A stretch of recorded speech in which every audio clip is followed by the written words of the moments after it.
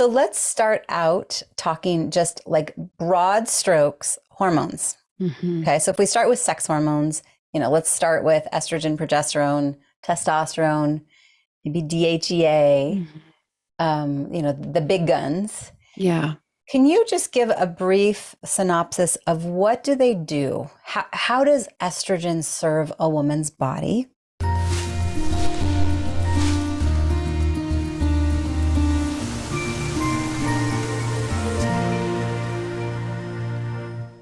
How does progesterone serve a woman's body? How does it make us feel?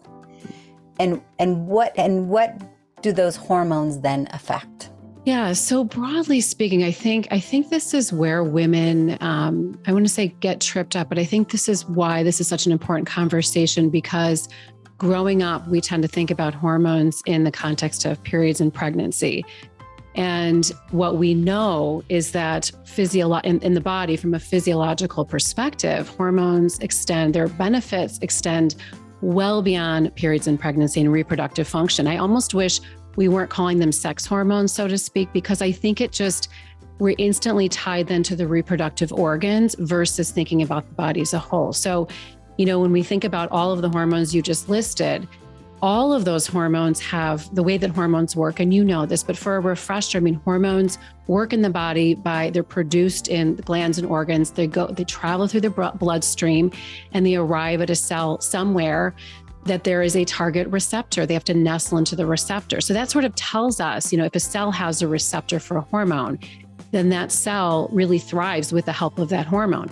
Every cell of the body has receptors for all of the hormones you just listed. So, kind of broadly speaking, if we think about it, estrogen, yes, it has a lot to do with, we kind of think about estrogen and progesterone as this kind of balance. They're both balancing each other out. They're like, sort of like, they're like a partner or couple, and they are lifelong partners. So estrogen is more of that proliferative growth, energizing hormone. Progesterone is more of that calming, relaxing, anti-anxiety hormone. So controlled growth. So we want both, and we want both in balance.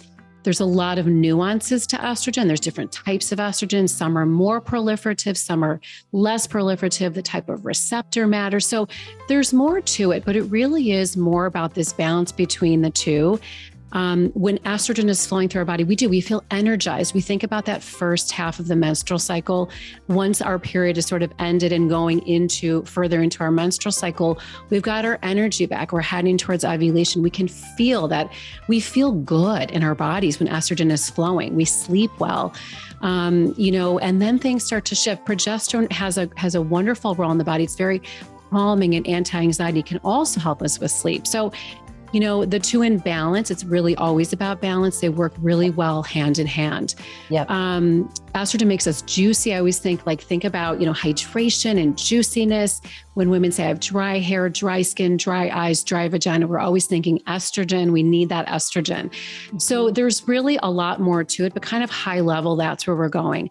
Testosterone, we think about it, women tend to think about it as this male hormone because it's considered an androgen hormone, but it's a human hormone. And we have as much testosterone in the body as we do estrogen. So to sort of paint the picture of what estrogen does, I always think, I hate to go back to the male model, but if you think about this strapping young 20-something, you see this confident guy walking in a room with muscles, and maybe that's what you picture. I guess that's what I picture. But these young guys, that's sort of what testosterone does at its peak.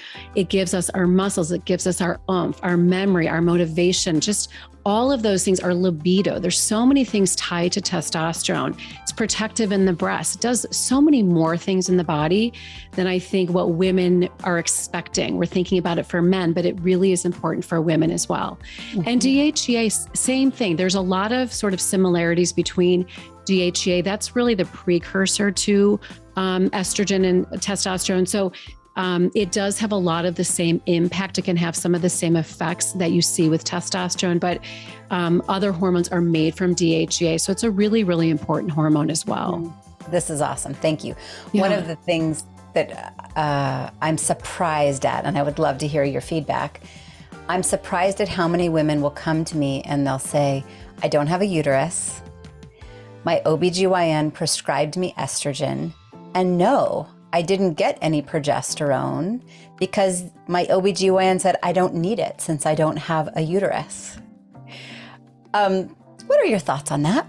Yeah, it's debunking these myths. I think I always go back to the OBs and it's not to paint a bad picture about OBGYNs, but they're really trained for pregnancy, fertility, gynecological issues, delivering babies, and surgery. They're really not trained to take care of, the hormonal issues with women. As we see, they're oftentimes, prescribing things like the birth control pill as sort of a catch-all for all things hormone related. That's just not in their wheelhouse of how they've been trained.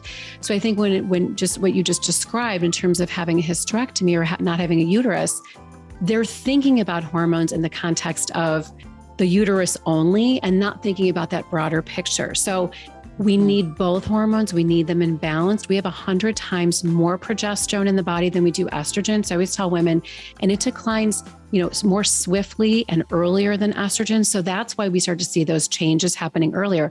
If we don't have a uterus, we still need progesterone because, again, we have those receptors throughout the body, the brain, the bones, the blood vessels, all throughout the body. So we want to make sure we have hormones across the spectrum and in balance. Thank you. So for those of you that listen to me, you're not just hearing it from me, but also hearing it from Jill. Yeah. And, I did my CNM training at Yale. And I was taught the same thing. It's so myopic just thinking about the uterus and bleeding. But we have to remember all of the other ways in which these hormones impact our bodies.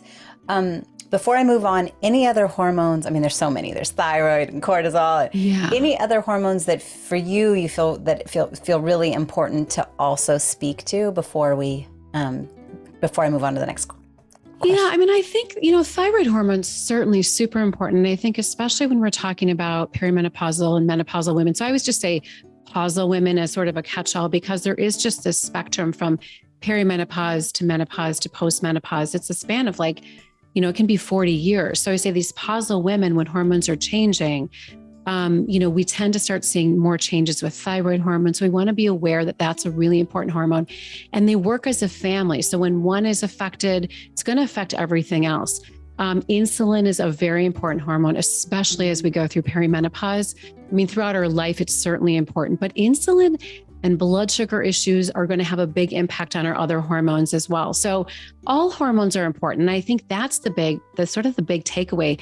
We tend to kind of cherry pick. One is more important than the other, and they're all so important. So I don't want to leave any out. But when I think about those kind of top picks going into, especially the perimenopausal years, those are the ones I'm thinking about. I mean, cortisol certainly as well. It's a little bit bigger of an animal, but I guess they're all important. That's probably the best way to say it. Yeah.